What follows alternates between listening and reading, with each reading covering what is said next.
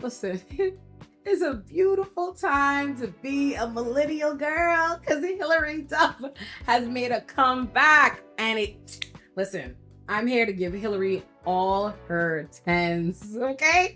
All her tens! Hilary Duff made her return to music after, must see, 15 years or so with her new album, Luck or Something, and I love it. I am so pleased to report that this album is quite literally 0 skips for me. I've been running this album to the ground in my car so bad, and my husband literally jumped in the car and said to me, he was like, I think this is the most I've ever heard Hilary Duff's voice in my entire life.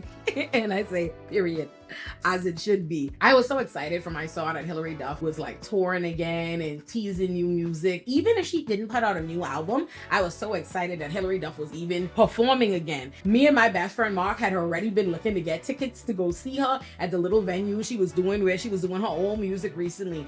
But when I knew my girl was dropping a new album, I knew I was gonna be front and center for that tour, and I am happy to report that I have tickets. I saw somebody made a post on Threads that said something like, I don't know why everybody pretending to like Hilary Duff's new music. Ain't no reason why she waited 20 years to make new music only for it to sound like a bunch of Barbie music that could have been made by a 13-year-old. I saw that and I said, let me tell you something. The girls who get it, and the girls who don't are not fucking paying attention.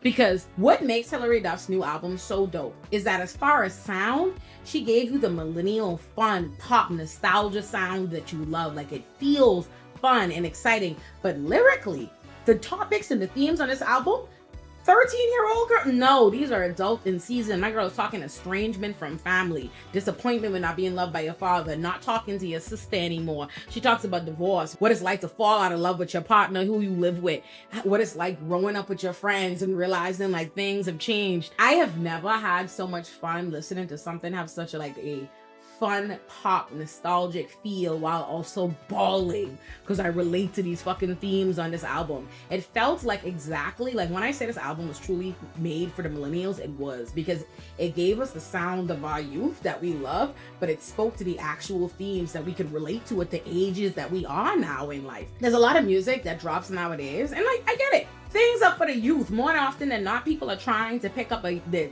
youth or who drives the culture forward, what determines what's cool, what's marketable, XYZ. So people are always trying to appeal to that, you know, young, fun shit or whatever, love, toxic, yada, yada, yada, all these different things that I can't relate to as a 32-year-old woman.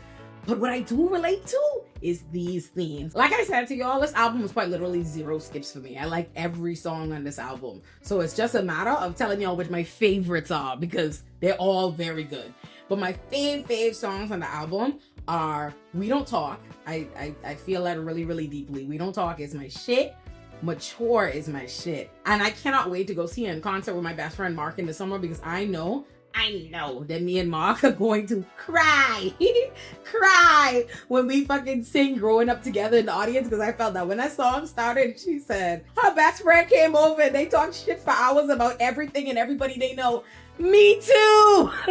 Me too, twins. I can relate. Like, this is the kind of shit that I'm feeling. She started like every song, like everything here is something that you've experienced at some point in time in your life, dog. Like, what I'm gonna say to you is this: everything ain't for everybody. If you are a millennial or somebody who appreciated millennial pop girlies, okay? If Lindsay Lohan and Hilary Duff and Ashley Simpson and them kind of sounds used to do it for you and your youth, you're gonna love this album. One of my favorite songs as a kid, and still is one of my favorite songs, and is one of my go-to karaoke songs to this day, is All Star by Smash Mouth. And what I love is growing up and realizing like this song, that millennial, like it is quite literal millennial hope for songs to sound so fun and so nostalgic. And when you listen to the lyrics, you're like, oh shit, niggas is depressed. Niggas is worried about the future. Okay? That is what millennial songs were like.